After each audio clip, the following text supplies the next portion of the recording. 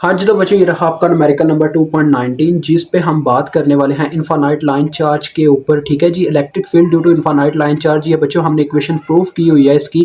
तो जिन बच्चों को इनका प्रूफ नहीं याद, इनकी डेरिवेशन नहीं पता, वो एक दफ़ा इसकी वीडियो जाके देख लें, तो आपको उसका फार्मूला याद होना चाहिए। अगर आपको फार्मूला नहीं याद तो आपने क्या करना है, रफ फॉर्मूले में जाके थोड़ी सी इसकी डेरिवेशन करके याद कर लेना कि फार्मूला क्या था। एग्जैक्ट फार्मूला लिखोगे तो फिर क्वेश्चन स्टार्ट करना, अदरवाइज आप गलत कर सकते हो। ठीक है, तो ये रिस्क नहीं लेना।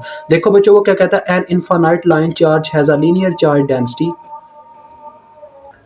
तो देखो स्टूडेंट्स, जैसा कि वो हमें बता रहा है, देखें, has a linear charge density rho L is equal to 2 multiply by 10 power is -6। हमने क्या कैलकुलेट करना है, मैग्नीट्यूड फाइंड आउट करनी है इलेक्ट्रिक फील्ड की एट अ पॉइंट, एक पॉइंट के ऊपर जिसका मतलब कि 5 सेंटीमीटर जो बच्चों अवे है फ्रॉम द लाइन चार्ज। अब आपको सारा मतलब कि वो प्रूफ याद होना चाहिए इनफाइनाइट लाइन चार्ज पे कैसे इलेक्ट्रिक फील्ड वर्क करती थी due to infinite line charge, तभी आप इसको कर पाओगे। जाके डेरिवेशन की वीडियो देखें जो बच्चे नहीं देख के आए। ठीक है, तो बच्चों देखो, इसका फार्मूला था हमारे पास आया जो लास्ट में निकल के आया था, वो था इलेक्ट्रिक फील्ड।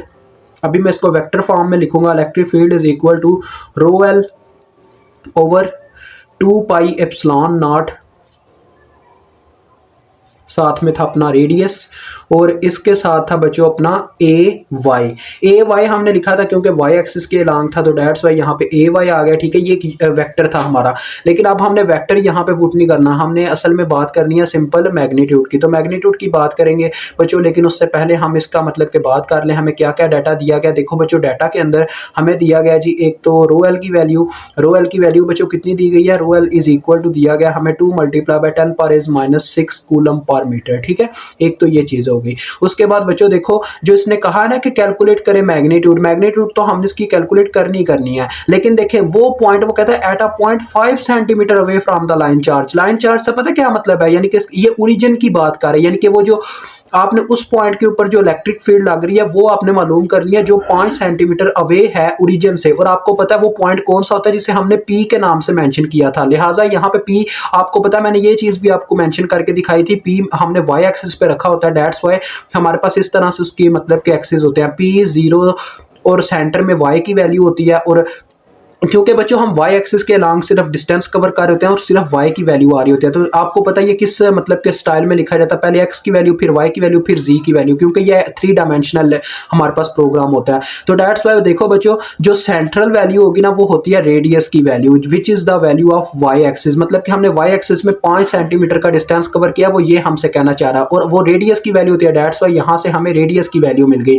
और देखो बच्चों, रेडियस दिया गया है आपको 5 सेंटीमीटर, मतलब कि सेंटीमीटर की फॉर्म में, जबकि आपकी देखो जो डेंसिटी है वो मीटर की फॉर्म में है। आपने हमेशा मीटर का यूनिट रखना है। ठीक है, सेंटीमीटर मीटर से छोटा होता है। कैसे, देखो 1 मीटर के अंदर बच्चों 100 सेंटीमीटर होते हैं। ठीक है, अगर मैं इस मतलब के 5 सेंटीमीटर को कन्वर्ट करना चाहूँ मीटर के अंदर, तो मुझे क्या करना होगा, इसको 100 से तकसीम करना होगा। 5 को जब मैं 100 से डिवाइड करूंगा तो मेरे पास आ जाएगा 0.05 मीटर, यानी कि मेरे पास मीटर में अगर मैं सेंटीमीटर को लिखना चाहूँ तो ये मेरे पास इसकी वैल्यू है 0.05 मीटर। ठीक है, एक चीज आप ये चीज याद रखिएगा, क्योंकि 1 मीटर में 100 सेंटीमीटर होता है। और अगर आप इस तरह से देखना चाहो, अगर आप मतलब कि ये फार्मूला नहीं समझ पाए तो मैं आपको दूसरी लैंग्वेज में समझा देता हूँ। देखो, अगर मैं सेंटीमीटर का फार्मूला निकालूं, यानी कि मीटर की कन्वर्जन से, यानी मैं मीटर का फार्मूला तो निकाल ही चुका हूँ, तो ये आपके सामने है बच्चों, या इतना मुश्किल नहीं है, आप कर लोगे। देखो, यानी कि कहने का मतलब ये 1 मीटर में अगर हमने सेंटीमीटर को कन्वर्ट करना है मीटर की फॉर्म में, तो हमें क्या करना पड़ेगा, सेंटीमीटर को देखो 1 सेंटीमीटर को मल्टीप्लाई देना पड़ेगा 1/100 मीटर से, यानी ये 100 उधर जाके डिवाइड हो गया, तब हमें ये वैल्यू मिलेगी। तो देखो बच्चों, अब मैं इसके फार्मूले में वैल्यूज पुट करूंगा, जरा गौर कीजिएगा। यहाँ पे electric field is equal to आ गया। तो बच्चों हमने सिर्फ मैग्नीट्यूड की बात करनी है, तो अब मैं सबकी मैग्नीट्यूड लिखने लगा हूं। देखें, आपको पता है इलेक्ट्रिक फील्ड की मैग्नीट्यूड लिखूंगा तो ये बस वेक्टर का साइन हटाना होगा। ठीक है, इस साइड पे रो एल आ जाएगा। ठीक है, अभी मैं बस इसको वेक्टर फॉर्म से स्केलर फॉर्म में लिखने लगा, मतलब कि मैग्नीट्यूड फॉर्म में स्केलर फॉर्म होते हैं। तो देखो बच्चों, आ गया 2 पाई एप्सिलॉन नॉट और आर। और आपको पता है बच्चों, एक यूनिट वेक्टर की मैग्नीट्यूड क्या होती है, 1 होती है। तो डेट्स वाई यूनिट वेक्टर की मैग्नीट्यूड पुट हो जाएगी जो कि 1 है। अब देखें, मैं इसमें वैल्यूज पुट करने लगा हूं। रो एल की वैल्यू बच्चों कितनी दी गई है हमें, 2 multiply by 10 power is -6। Okay हो गया, बटे में आ गया बच्चों, देखो 2 पाई एप्सिलॉन नॉट की वैल्यू बच्चों आप सबको पता होनी चाहिए, हमारे पास होती है epsilon naught is equal to 8.85 multiply by 10 power is -12 farad per metre ये वैल्यू होती है, ठीक है, ये चीज़ याद रखना। तो देखो यहाँ पे एप्सिलॉन नॉट की वैल्यू पुट होने लगी है 8.85 multiply bye 10⁻⁻12 farad per metre. और साथ में बच्चों देखो रेडियस की वैल्यू आ गई, रेडियस की वैल्यू कितनी है 0.05 मीटर, ठीक है। तो देखो ये मीटर इस मीटर से गया, ठीक है, और ऊपर आपको पता है हमारे पास क्या था, कूलम पर मीटर, इसका सॉरी यूनिट इसका सिर्फ है कूलम पर मीटर, ओके।